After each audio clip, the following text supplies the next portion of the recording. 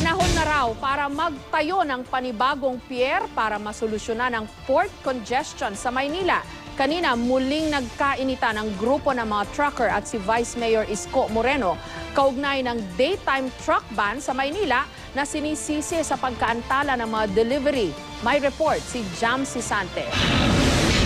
Ang daytime truck ban na ipinatupad ng lungsod ng Maynila ang itinuturong ugat ng Confederation of Truckers Association of the Philippines kung bakit naipon ng container van sa Port of Manila at Manila International Container Port o MICP. Sinabi nila ito kanina sa pagdinig ng Senate Committee on Trade and Commerce. Ito rin daw ang dahilan kung bakit tumaas ang bayad sa serbisyo ng mga truck.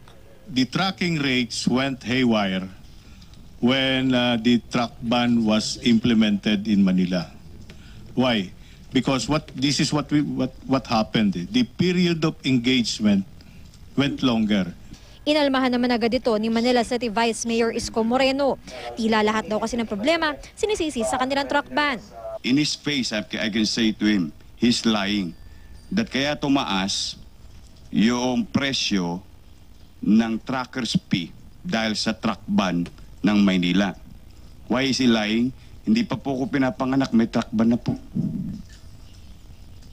Why all of a sudden use the truck ban of Manila added 1 hour of the day?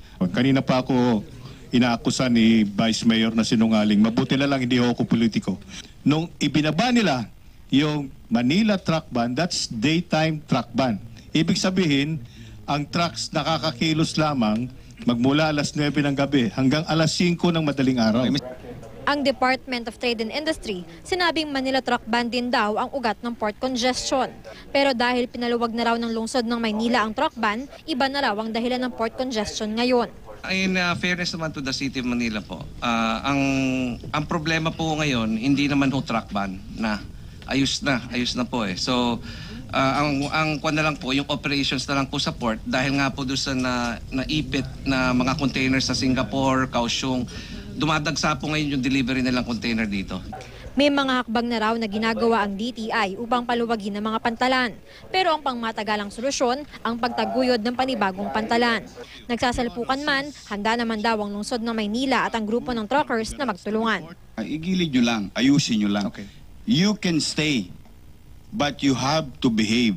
We are more than willing to cooperate. Sino po bang gusto mag-strike?